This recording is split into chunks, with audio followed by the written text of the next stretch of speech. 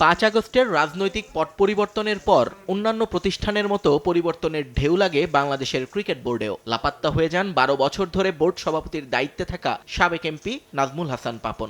দায়িত্ব দেয়া হয় সাবেক ক্রিকেটার ফারুক আহমেদকে।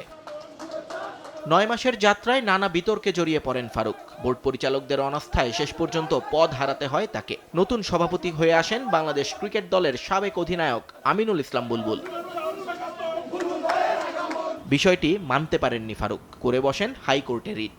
সোমবার যার শুনানি হয়। দীর্ঘ শুনানি শেষে খালি হাতে ফিরতে হয়েছে ফারুককে। কোনো আদেশ না দিয়ে ফারুকের রিট কার্যতালিকা থেকে বাদ দিয়েছেন উচ্চ আদালত।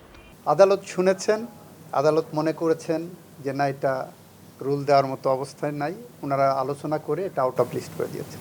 বিসিবির আইনজীবী বলছেন যে প্রক্রিয়ায় ফারুককে সভাপতি বানানো হয়েছিল সেই একই প্রক্রিয়া অনুসরণ করেই তাকে অপসারণ করা হয়েছে। তাই উচ্চ আদালত তার রিটে কোনো সাড়া দেননি।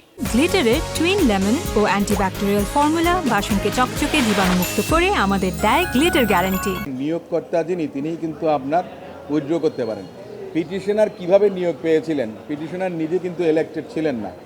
পিটিশনার ও কাউন্সিলর হিসেবে প্রথমে অ্যাপয়েন্টমেন্ট পেয়েছেন, বোর্ড সিদ্ধান্ত নিয়েছেন এবং সেই সিদ্ধান্তের পরিপ্রেক্ষিতে এনএসসি ওনাকে রিমুভ করেছেন। নতুন সভাপতি কার্যভার গ্রহণ করেছেন। বোর্ডের 2টো মিটিং ইতোমধ্যে ওনারা সম্পন্ন করেছেন।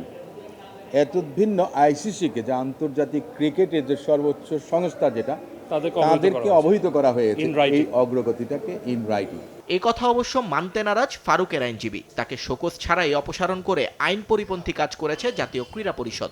এখনো ফারুককে বিসিবির বৈধ সভাপতি বলেও দাবি করেছেন তিনি। যখন এমন কোনো অভিযোগে কোনো ব্যক্তিকে অভিযুক্ত করা হয়, তাহলে আইনের শাশ্বত বাণী হচ্ছে তাকে শোকজ করতে হবে। তাকে জানতে হবে যে আপনার বিরুদ্ধে অভিযোগ আছে, আপনার কি বক্তব্য আছে। তাকে বক্তব্য, তার বিরুদ্ধে আনিত অভিযোগ খণ্ডানোর কোনো সুযোগ জনাব ফারুক আহমেদকে দেওয়া হয়নি। আইনি লড়াইয়ের এখানেই ইতি টানবেন নাকি নতুন কোনো পথ বেছে নেবেন ফারুক আহমেদ, সে সিদ্ধান্ত তার বলে জানিয়েছেন আইনজীবী। নিয়ন মুহাইমিন, সময় সংবাদ, ঢাকা।